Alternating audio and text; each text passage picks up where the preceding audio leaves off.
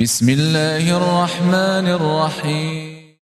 Jangan lupa subscribe ya. Sungguhnya manusia dalam 3 poros kehidupan. Masa lalu yang telah dia lewati dan masa sekarang yang sedang dia hadapi dan masa depan yang dia nantikan kedatangannya. Betapa sering seorang manusia menengok ke belakang tentang masa lalunya yang menyebabkan dia pun bersedih, sementara masa lalu tersebut tidak akan pernah lagi kembali kepadanya. Dia tidak bisa merubah masa lalunya yang telah terjadi. Dan demikian juga betapa sering manusia melihat ke depan, mengkhawatirkan hal-hal yang akan terjadi di kemudian hari. Sementara perkara-perkara tersebut tidak bisa dia segerakan untuk dia hadapi. Kenyataannya dia sedang berada di hadapan kehidupannya yang hadir di hadapannya. Inilah 2 perkara yang menimbulkan penyakit yang menimpa seorang manusia. Kesedihan tentang masa lalunya dan alham, yaitu kekhawatiran tentang masa depannya.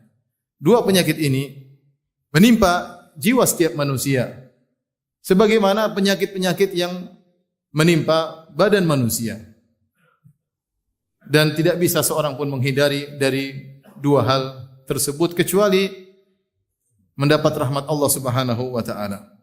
Ma'asyiral muslimin, lihatlah dalam kehidupan ini, semua orang pasti mengalami namanya alham, kegelisahan, kekhawatiran. Bukan hanya si miskin yang sedih dan khawatir tentang kondisinya, khawatir bagaimana dia bisa makan atau tidak, bagaimana pekerjaannya, apakah cukup hasil kerjaannya atau tidak. Ternyata kita dapati juga orang-orang kaya yang mereka juga khawatir tentang hartanya, apakah masih terjaga, ataukah bisa dirampas oleh orang lain, ataukah akan kalah dalam persaingan bisnisnya. Bukan cuma orang miskin yang sedih karena rasa lapar yang dia alami, khawatir dia bisa makan atau tidak. Di sana juga ada orang-orang berada yang khawatir dengan apa yang telah dia makan dalam perutnya. Bukan hanya rakyat jelata yang khawatir tentang masa depannya. Pergolakan politik yang terjadi yang dia lihat selalu berubah. Bahkan para negarawan, para pejabat, para penguasa mereka juga gelisah tentang keputusan yang akan mereka ambil. Dan demikianlah kehidupan manusia. Tidak terlepas dari yang namanya alham, kegelisahan. Dan jika alham sudah datang menimpa, maka semua akan menjadi terasa sempit. Seorang yang tinggal di istana yang luas, maka terasa sempit baginya. Kehidupan terasa berat baginya. Malam tidak bisa tidur, bahkan 1 detik yang dia lewati terasa sangat lama rasanya. Kenapa? Dia sedang ditimpa dengan alham. Lihatlah kita demikian. Kita memikirkan anak-anak kita, bagaimana masa depannya. Yang remaja putri masih belum menikah, bagaimana dengan pergaulannya. Kita pikirkan sebagai orang tua. Demikian juga ada orang yang tidak punya anak juga memikirkan bagaimana saya bisa punya anak, sudah nikah lama tidak punya anak. Demikianlah kegelisahan. Karenanya diriwayatkan dari Ali bin Abi Thalib radhiyallahu taala anhu dengan sanad yang lemah dalam Al-Mu'jam Al-Awsat Tabrani, ketika beliau berbicara tentang makhluk Allah yang terkuat, maka ada yang mengatakan makhluk Allah yang terkuat adalah al-jibal, gunung. Ternyata gunung masih kalah kuat. Gunung bisa dibelah oleh besi. Apakah besi yang terkuat? Tidak, ternyata besi masih lemah. Besi bisa dileburkan oleh api. Ternyata api lebih kuat daripada besi. Apakah api adalah makhluk Allah yang terkuat? Ternyata tidak. Api bisa dipadamkan dengan air. Dan apakah air adalah makhluk Allah yang terkuat? Ternyata tidak. Ternyata air bisa dipikul, dibawa oleh awan di atas udara sana. Apakah awan makhluk Allah yang terkuat?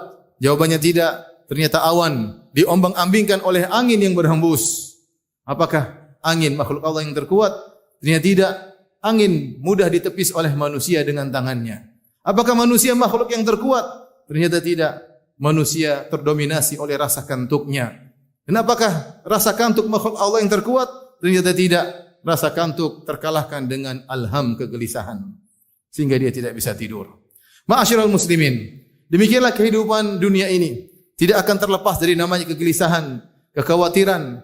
Sungguhnya kekhawatiran, kegelisahan tersebut hanya hilang jika seorang telah meletakkan kakinya di surga kelak. Oleh karenanya di antara ucapan pertama yang diucapkan oleh para penghuni surga ketika masuk surga, mereka berkata, Alhamdulillahilladzi adhaba 'annal hazan, inna rabbana laghafurun syakur. Segala puji bagi Allah Subhanahu wa taala yang telah menghilangkan segala bentuk kesedihan dari hati kami. Sungguhnya Rabb kami adalah Maha Pengampun lagi Maha Penyayang. Aqulu qouli hadza astaghfirullah li wa lakum wa lisal muslimin kulli dhanbin khati'a fastaghfiruhu innahu huwal ghafurur rahim.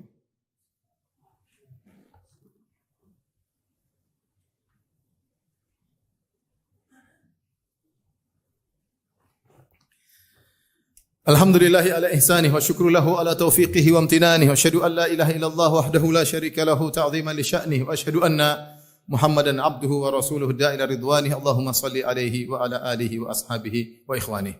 Ma'asyiral muslimin, apakah solusi yang diajarkan Islam ketika kita menghadapi penyakit yang namanya alham, yang menyebabkan kita murung, yang menyebabkan kita gelisah? Banyak solusi, tetapi intinya adalah baguskan hubungan kita dengan Allah Subhanahu wa taala. Percuma kita curhat, mencurahkan isi hati kita kepada manusia jika ternyata hubungan kita dengan Allah adalah hubungan yang buruk. Oleh karena di antara obat dari kegelisahan yang paling mujarab adalah berdoa kepada Allah Subhanahu wa taala.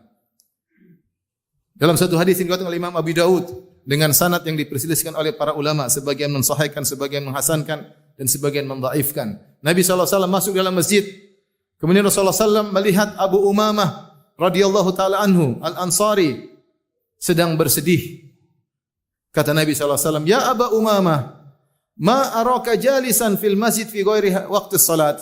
Wahai Abu Umamah, kenapa engkau duduk di masjid ini bukan waktu salat? Ada apa gerangan? Terlihat sedih, gelisah. Kata Abu Umamah radhiyallahu taala anhu, humumun lazimatni wa duyunun ya Rasulullah. Kegelisahan yang meliputiku dan utang-utang yang melilitku. Kata Rasulullah SAW kepadanya, ala u'allimuka kalaman qultahu idza amsayta wa idza asbahta. Maukah aku ajarkan kepada engkau satu doa yang jika kau ucapkan di pagi hari dan di petang hari maka Allah akan menghilangkan adhaballahu hammak, Allah akan menghilangkan kegelisahanmu, wa qada anka dainak, dan Allah akan melunaskan hutang-hutangmu. Kata beliau, tentu ya Rasulullah, doa apakah itu? Maka Rasulullah SAW mengajarkan, katakanlah, Allahumma inni a'udzu bika minal hammi wal hazan wal ajzi wal kasli wal bukhli wal jubni wa dhala'id daini wa qahrir rijal. Berdoalah ya Allah, aku berlindung kepada engkau dari alham, dari kegelisahan, kekhawatiran yang tidak-tidak tentang masa depan, wal huzn, tentang kesedihan masa lalu yang tidak hilang-hilang, yang sudah terlewati dan tidak akan kembali. Wal ajzi wal kasli, aku berlindung kepada engkau dari ketidakmampuan dan dari kemalasan. Wal bukhli wal jubni, dan aku berlindung kepada engkau dari rasa pelit dan rasa takut, pengecut. Wa dhala'id daini wa qahrir rijal, dan aku berlindung kepada engkau dari lilitan hutang dan dikuasai oleh orang-orang yang zalim. Inilah doa yang diajarkan oleh Nabi SAW agar dibaca oleh Abu Umamah di pagi hari dan di petang hari. Dalam satu hadis, ketika Rasulullah SAW hendak pergi berperang ke Khaybar, maka Rasulullah SAW berkata kepada Abu Talha Al-Ansari, iltamis li gulaman min gilmanikum yakhdumuni hatta akhruja ila Khaybar. Wahai Abu Talha, carikanlah padaku seorang anak remaja atau anak kecil yang menjadi pembantuku selama aku berpergian ke Khaybar. Maka Abu Talha pun mendatangkan Anas bin Malik radhiyallahu taala anhu untuk menjadi pembantu Nabi sallallahu alaihi wasallam. Kata Anas bin Malik radhiyallahu taala anhu, wa kuntu akhdimuhu idza nazala, dan aku menjadi pembantu Nabi sallallahu alaihi wasallam setiap kali Rasulullah sallallahu singgah. Wa kuntu asma'uhu katsiran yaqul, dan aku sering mendengar Rasulullah sallallahu berdoa dalam perjalanannya, Allahumma inni a'udzubika minal hammi wal hazn wal ajzi wal kasli wal bukhli wal jubni wa dhala'id daini wa qahrir rijal. Aku sering dengar Nabi sallallahu alaihi wasallam baca dengan doa tersebut. Jika Nabi SAW berdoa dengan doa tersebut, tentu kita lebih utama untuk sering baca doa tersebut. Di antara doa yang menakjubkan dan mujarrab, doa yang diajarkan oleh Nabi SAW, di mana Nabi SAW berkata, ma asaba abdan hammun wala hazanun qat, faqala, tidaklah seorang hamba ditimpa dengan kegelisahan, ditimpa dengan kesedihan apapun, kata Nabi SAW. Kemudian dia berdoa dengan doa ini, kecuali Allah akan menghilangkan kesedihannya dan kegelisahannya. Apa doa tersebut? Qala, Allahumma inni abduk, ibnu abdik, ibnu amatik, nasiyati biyadik, madin fiyya hukmuk, adlun fiyya qada'uk, as'aluka bikulli ismin huwa lak sammaita bihi nafsak, aw anzaltahu fi kitabik, aw 'allamtahu ahadan min khalqik, aw ista'tharta bihi fi ilmi al-ghaibi 'indak, anta ja'al Qur'ana rabi'a qalbi wa nura sadri wa jila'a huzni wa dhahaba ghammi. Doa yang sangat menakjubkan, di mana Rasulullah mengajarkan agar kita berkata, ya Allah, sungguhnya aku adalah hamba-Mu. Pengakuan kita ini hanyalah hamba Allah. Aku adalah putra dari ayahku yang merupakan hamba-Mu. Aku adalah putra dari ibuku yang ibuku juga adalah hamba-Mu. Nasiyati biyadik, sungguhnya urusanku, ubun-ubunku berada di tangan-Mu. Semua urusanku berada di tangan-Mu, ya Allah. Madin fiyya hukmuk, sungguhnya keputusan-Mu pasti berlaku kepadaku. Beriman kepada takdir. Semua yang terjadi adalah keputusan Allah. Aku tidak bisa menghindar, ya Rabb. Adlun fiyya qada'uk, sungguhnya keputusan-Mu pasti adil bagiku. Engkau tidak zalim sama sekali.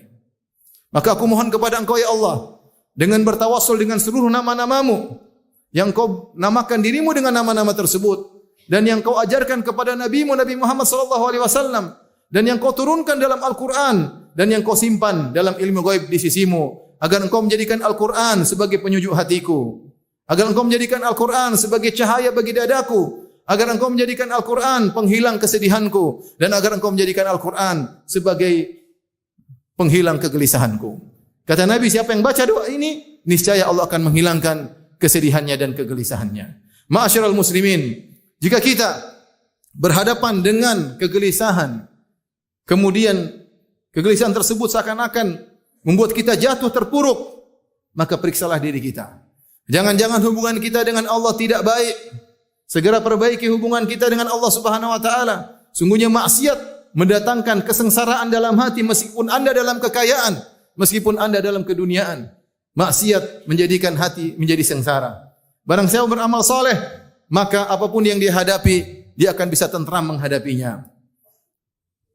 Kata Allah Subhanahu wa taala, "Man 'amila salihan min dzakarin wa untha aw untha man 'amila salihan min dzakarin aw untha wa huwa mu'minun falanuhyiyannahu hayatan thayyibah." Barang siapa lelaki maupun wanita yang beramal saleh dalam kondisi beriman, maka kami akan berikan bagi dia kehidupan yang penuh dengan kebahagiaan. Seringlah beristighfar.